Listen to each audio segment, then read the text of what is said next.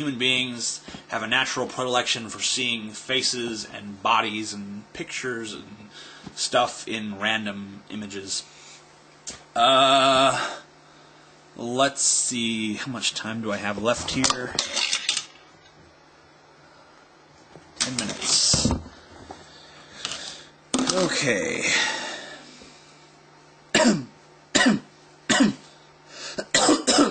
What is an average day in the life of the Amazing Atheist like? How do you spend your time? Wake up, get out of bed, drag the comb across my head. No. Get up. Well, no, I go to sleep around 3 in the morning. I get up around 9. I go into work. I work for a few hours. Then I play some Tetris. Then I work some more.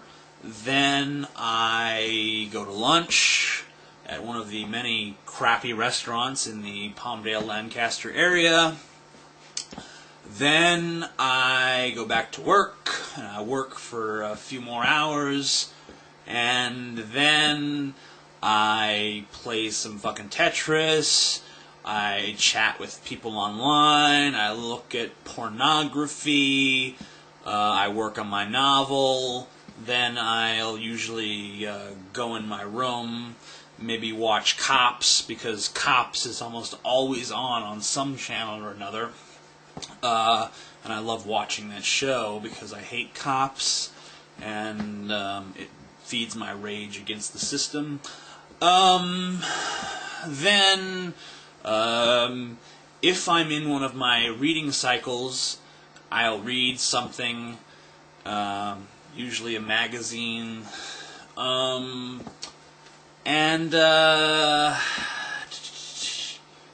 then, you know, I'll do these kind of videos, and I'll go to bed. You know? That's how my day goes. Nothing exciting, nothing really thrilling there.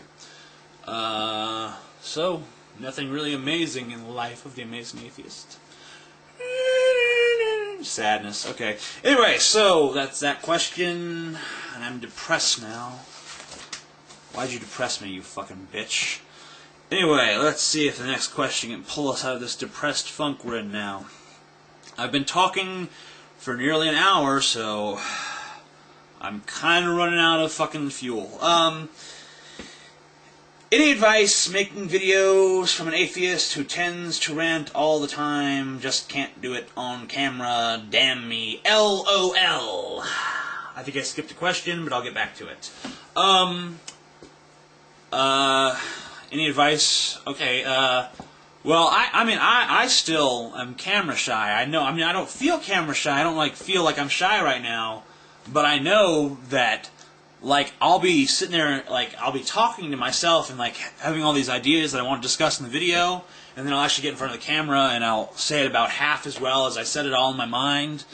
Or even then when I said it out loud, because a lot of times I talk to myself a lot, so I'll be walking around talking to myself, and I'll be saying all the stuff that I'm planning to say in the video, and then I'll get on the camera and I'll say it about half as eloquently as I just did a minute ago.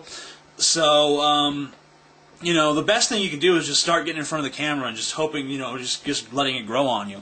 You know, eventually I hope to be at the point where I can speak as well on camera as I can as if I was talking to a real person, or if I was just talking to myself and just acting as if there was no fucking camera in the room.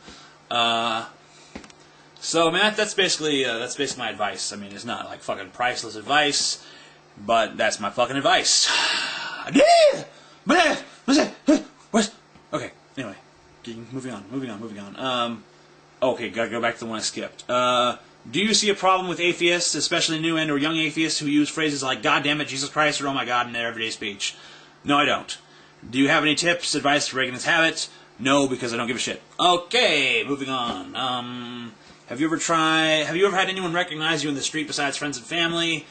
Nope, not yet. I hope when I do, it's someone that hates me, because I hope it's someone like, hey, it's that faggot, the Amazing Atheist, and they try to kick my ass. Because either way, no matter how that fight goes, it's fucking good for me. I mean, if they kick my ass, then I can come on here and be like, some assholes kick my ass in the street, and then it just kind of validates my position, and people will be everyone rallies to my support, like, see, everything he said has been validated. And then if I kick their ass, it adds my status as a badass motherfucker. So either way, it's cool.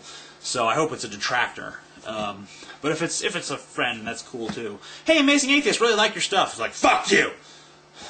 I'm too. You little people, you're like insects. No one's asked for my autograph yet. If you see me, ask for my autograph, because that'd be fucking really cool. I'd like to sign an autograph. I'd like to feel important. I just want to feel like I'm valid. Anyway, let's keep going. Let's keep plowing on through, baby. Just plow on through this shit. Oh,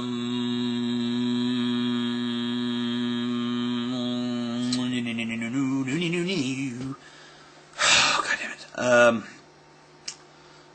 Where the fuck was I? Shit. What do you think we, the USA, should do about the war? Happy to ask another stupid question, totally unrelated. It can't be totally unrelated because I ask people to ask questions. Any question you ask is related. So, what do I think of the war? I don't. Well, I think about how much it's going to cost as far as money goes, not human life. Human beings have been killing each other since the beginning of time. I don't really see that as a new problem. But in terms of what this war is costing us, it's pretty fucking astronomical, and it's amazing that they would spend this much money on something that's totally fucking frivolous and not even necessary for any sort of true.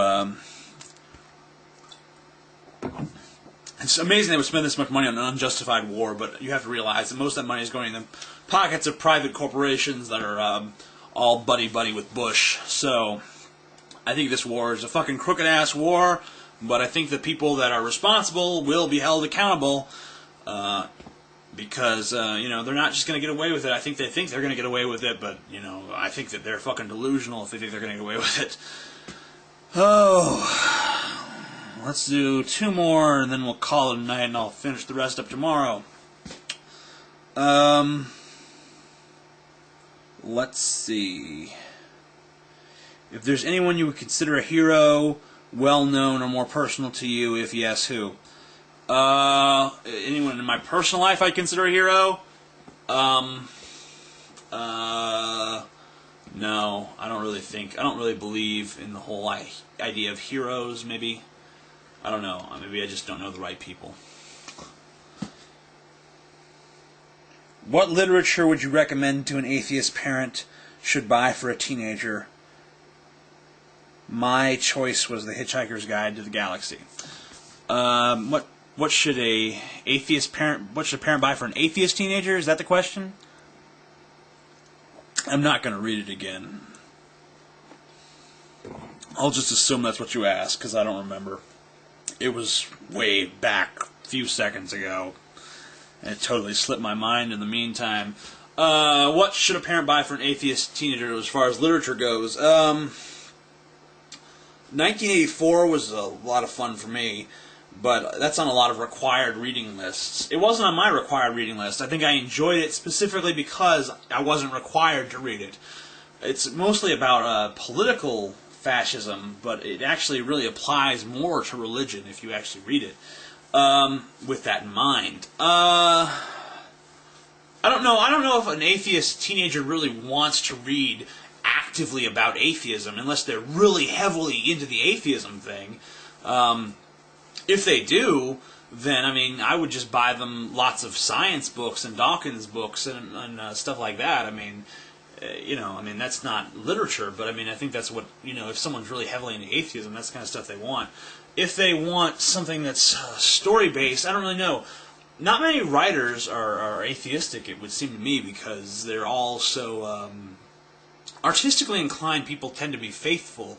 I'm an exception to that rule. I think I'm pretty artistic, and I'm not really much for faith myself. I have faith in human beings. I have faith in my own abilities. I have faith in the abilities of others. But I don't have faith in the invisible sky daddy.